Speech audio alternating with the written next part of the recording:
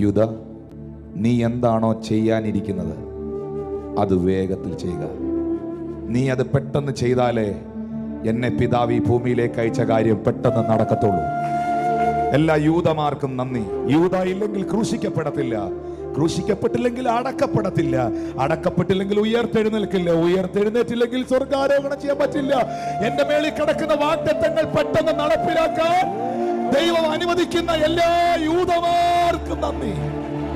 ഈ ദിവസങ്ങളിൽ വ്യത്യസ്തമായ നിലകളിൽ പ്രതിസന്ധികൾ അനുഭവിക്കുന്ന ആരെങ്കിലും എന്നെ കേൾക്കുന്നുണ്ടെങ്കിൽ ഇത് നിന്നെ തോൽപ്പിക്കാനല്ല, നിന്നെ ജയിപ്പിക്കാനാണ് എന്ന് പരിശുദ്ധാത്മാവ് നിങ്ങളെ അറിയിക്കുകയാണ്.